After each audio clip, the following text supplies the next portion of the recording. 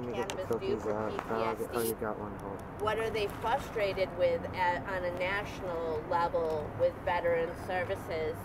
And just a moment about what they feel about us going back to war.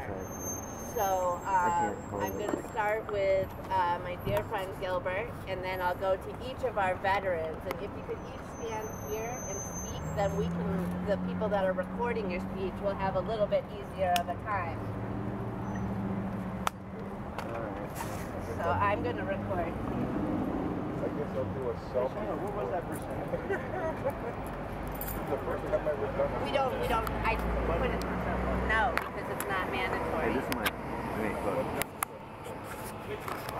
Which is wrong, but you can thank Eric for that. Hi, my name's Gilbert. I'm a disabled veteran, and PTSD can be helped, in some cases alleviated by cannabis, as with thousands of battles in Vietnam can already testify to that. So anyway, I wanted to talk about veterans' rights. Recently, can I talk about that? Oh, okay. So veterans' rights. Recently, they had an investigation where 40 veterans died because they couldn't get medical appointments at the VA, yada, yada, yada. So after that investigation, they found out that they couldn't fire the employees that were responsible. Anyway, so it took an act of Congress. Obama got permission from Congress to fire about 1,000 CEOs at the Veterans Administration. I'll give you an example of what was going on before. In Pittsburgh, Pennsylvania, they had a case of somebody had Legionnaire's disease, and the director didn't handle it properly, didn't inform the proper people, didn't quarantine the guy. Next thing you know, the whole hospital had Legionnaire's disease, and 16 veterans died. Well, what do you think would happen to anybody that did that? They would be charged with negligent criminal charges, criminal negligence. No, this guy, instead, he got a promotion, they gave him an award, and they transferred him. Wow, is that an improvement on the Catholic Church? And the Catholic Church has just transferred him. They didn't give him awards and bonuses. Well, anyway, getting back to the subject of veterans' rights, okay, recently, this money they're going to put in supposedly 28,000 new doctors in the VA hospitals, yada, yada, yada. You probably won't be able to call them because they never answer the phone. That's a whole different story. That probably never will change. The thing is that all these touches, and if you study the history of the VA, the history of the VA, they started when 100 American citizens, veterans, men, women, children, there were veterans' wives and their kids, they were all massacred in front of the White House.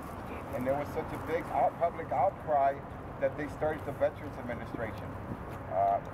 It's a facade of justice. Right. But anyway, the thing is that, so since then, in 1950, there was a veteran named Garner, and he had diabetes, and they cut his leg off. Unfortunately, they cut the wrong leg off.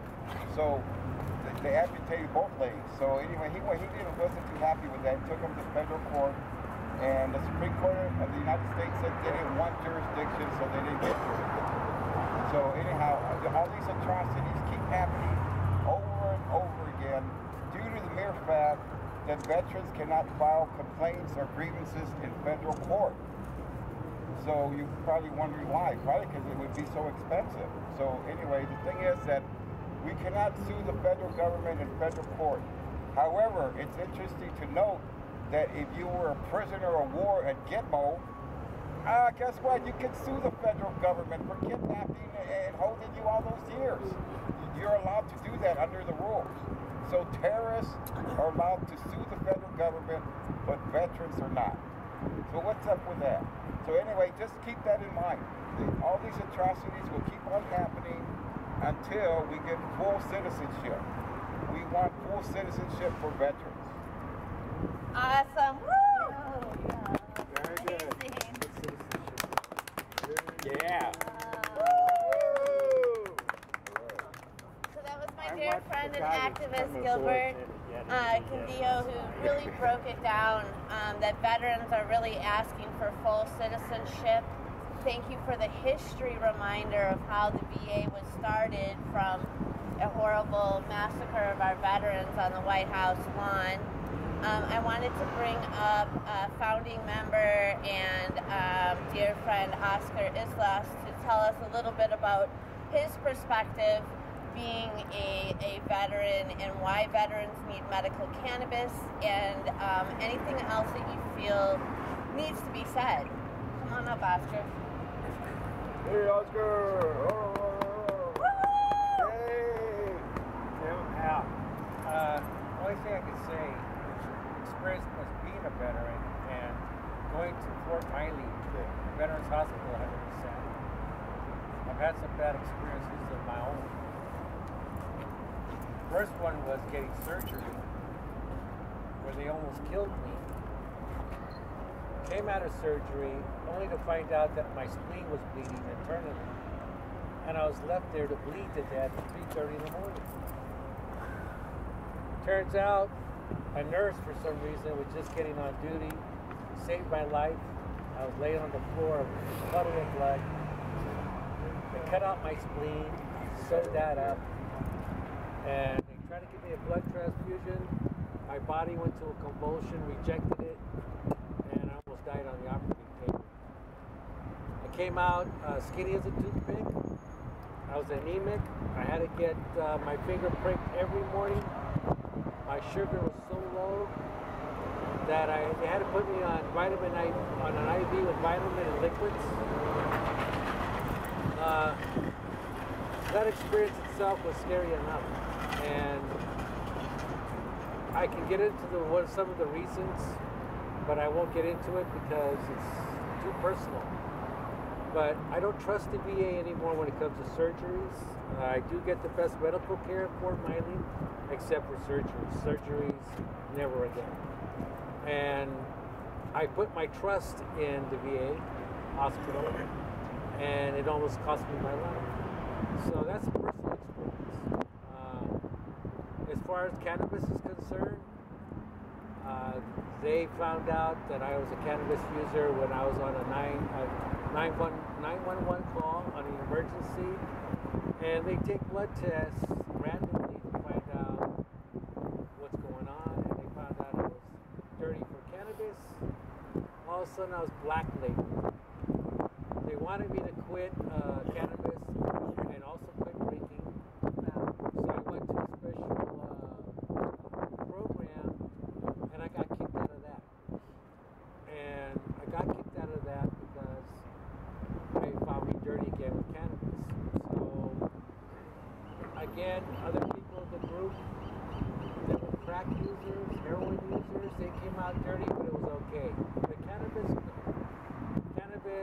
you're black labeled, but now I hear there's changes where the veterans are finally getting the recognition as a cannabis user, as a patient. But it needs to go further than that. And right now, all I can say is that I served my country, I was proud of it, and I hope the VA can get their act together. That's about it. Woo! Hey, Oscar! Don't tell them you don't trust them, they'll make you paranoid. So it's not, it's definitely not an unusual thing for medical cannabis advocates to hear about the struggles of our veterans at the VA hospital. But it was really alarming when I got the call from my dear friend, lifelong friend Oscar, that they had hurt his spleen. I was in already, we had met when this situation had occurred, and it really left not only, Oscar feeling helpless, but his friends and our family that exists within our disability network feeling pretty helpless against a huge institution of the VA. I want to call up my friend James Ward. He's been an active member of Access of Love for quite some time in helping with our veterans group as well, and a U.S. Marine. Please give a warm welcome to James Ward. All right, James. I want to talk a little bit about how cannabis does help me.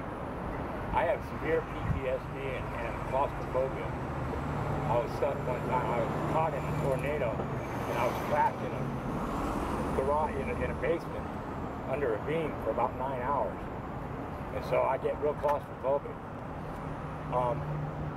The psych meds they want to give you, they just put you in a zombie state. I don't want to go around in a zombie state. I like being who I am. I like being able to communicate with people. You know, painkillers, they want to give you all these narcotics. I don't want to be a dope addict.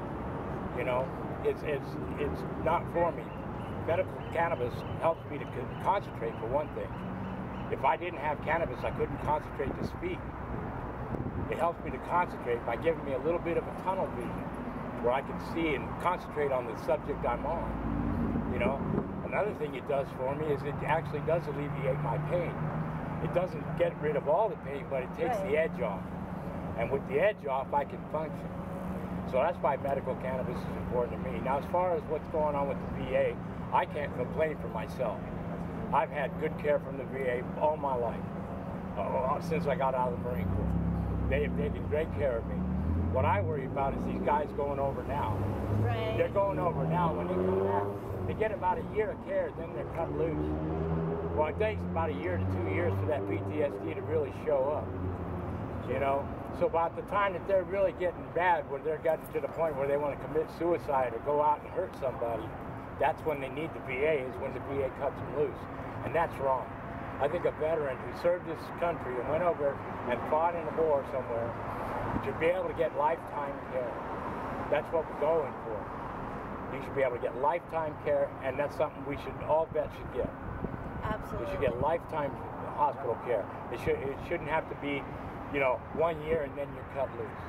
Automatic. And now they're sending more boys over there, and that worries me too. You know, it's like, what are we doing now? We've got another war that we can't win because we're trying to fight somebody else's conflict. It's a conflict within that country itself. They have to worry about their country. We have to worry about ours right now. We got too many boys out there fighting wars, and guys that are in places you don't even know about, because I knew about it in the Marines. We got guys in the Marines that are everywhere, guys in the SEALs that are everywhere. They're fighting all over the world. They're dying, they're getting killed, and people don't even know it. And that's what I worry about, is all these people going all these places we don't need to be when we need to take care of what's going on right here. Because right here at home, we got kids that are starving, and that's wrong. And I'm done. James, don't forget that on average 10 veterans die on the streets of America every day. Every day. Including weekends, holidays, and religious 10 vets a day. Right. No time off for those guys, dying 10 a day. They say right now that at least, I think that, what was the last thing, was 30% of all homeless are veterans. Yeah, we have 21,000 homeless veterans in the city of San Francisco. That's what I have to say. That's a Thank lot you all for listening. folks. Thank you, James. What I've been trying to address over a decade is getting our veterans care, getting them the medical cannabis that they need to be able to function every day. It's not a luxury. It's a part of our health care, and it shouldn't be dependent upon your ability to purchase. One thing that happens after trauma, whether you're a low-income woman or a vet returning from Afghanistan, is that after trauma comes problems with housing and being able to stabilize your life. And to have a whole city of sanctuary for medical cannabis patients and not be serving our veterans and not have systems set up for veterans, when we've asked City Hall repetitively to hear the needs of our veterans, and they've done zero but support the medical cannabis industry lobbyists, there's a huge problem going on in San Francisco.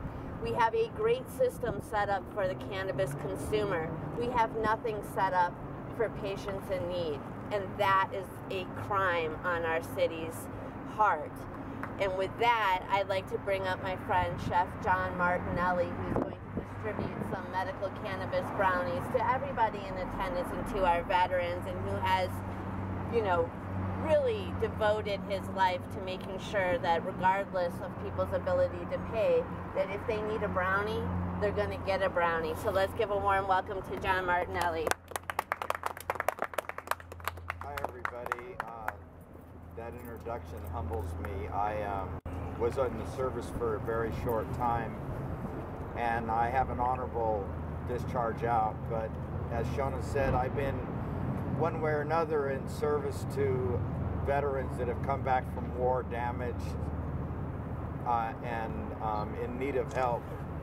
And the first one was a neighbor who was 19 when I was 17, and he came back from Vietnam all shot up and in a body cast. And his duffel bag had 2 sets of clothing on it, and then the rest of the duffel bag was all cannabis from Vietnam. And he, like I said, his brother and mom would, before going to work, would put him out in the, because the weather was nice in San Jose, put him out in the hammock in the backyard, and then he'd call me up and I'd hop over the back fence and I'd get him whatever he needed to drink or eat or whatever. And then, you know, he had me break into the thing, and he says, I really need this for my condition, he said, but I need you to help me stay. Well, we didn't use the term medicated then, but that's what it was. He was suffering from extreme issues after being shot up in a gunfight and then brought back. And that had a real emotional effect on me as well, you know. And I come from a military family, and now for the last 10 years, I've been in service to patients, including anywhere from 5 to 7 veterans that a large amount of them suffer from PTSD. And they tell me that without cannabis, they really couldn't survive anymore. And that the narcotics that the doctors try to give them only wears them out, gets them strung out, and never really takes away the pain that is so deep inside. And when we can give edibles to our veterans, they're able to get sleep. And when you get sleep, you can get spiritual healing going on.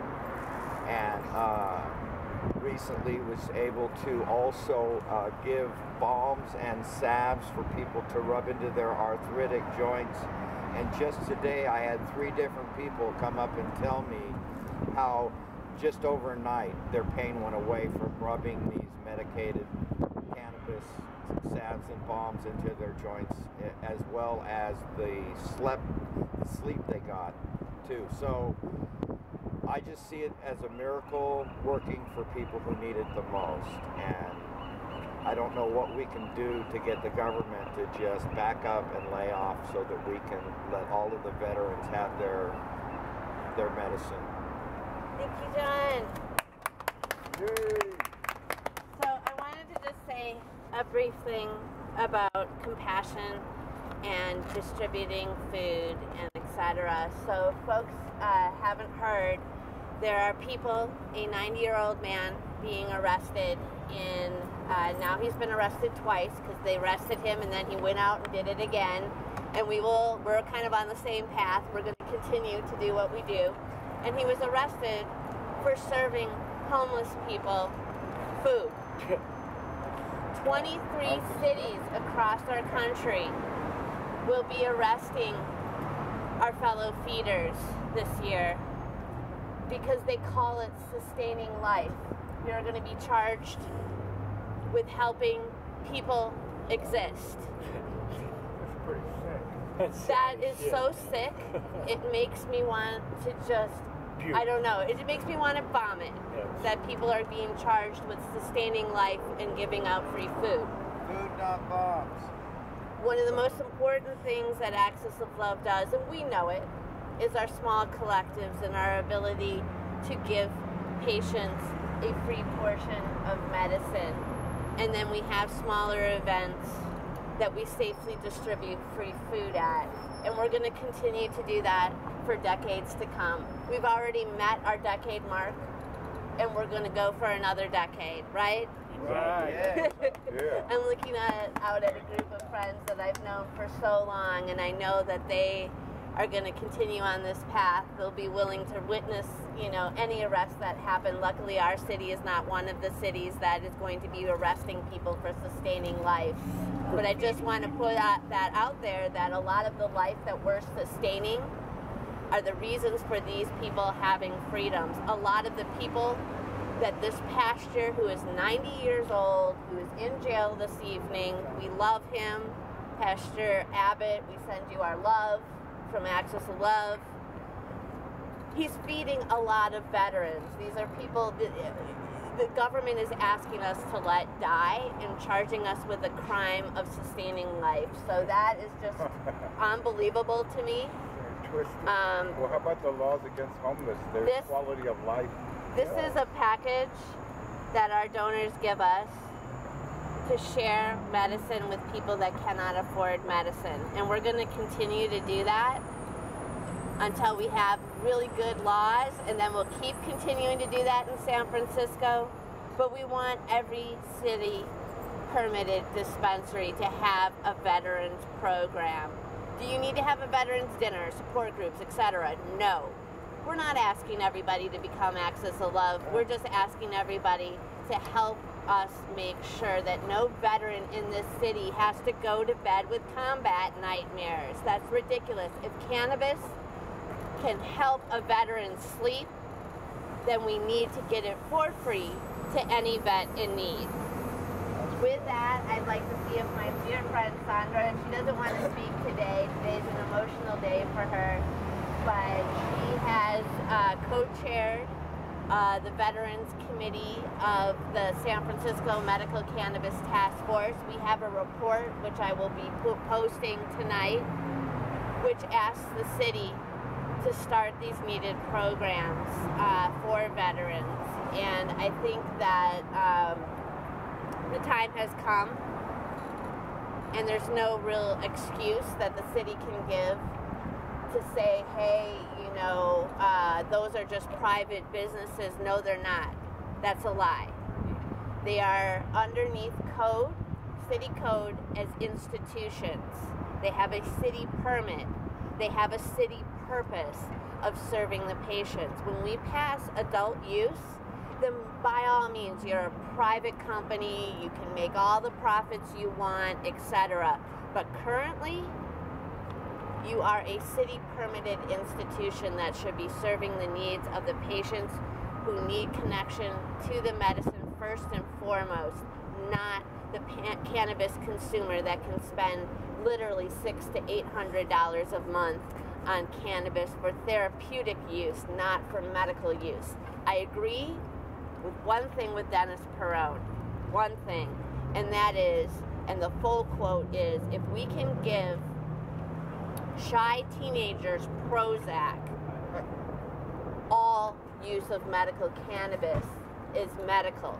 He did not say by any means that, a person who is able-bodied, never been to combat, is the same, uses medical cannabis the same as a veteran. And he wouldn't say that because he was also a veteran. So we need to look at that statement, look at what it means to San Francisco, look at our future, and make sure that we stay together this year as we go into the 5% coalition asking for compassionate care. So I just want to get everybody here a little medicine, and then close our circle unless there's any other veteran that wanted to say any words. I think we all should. Seeing none,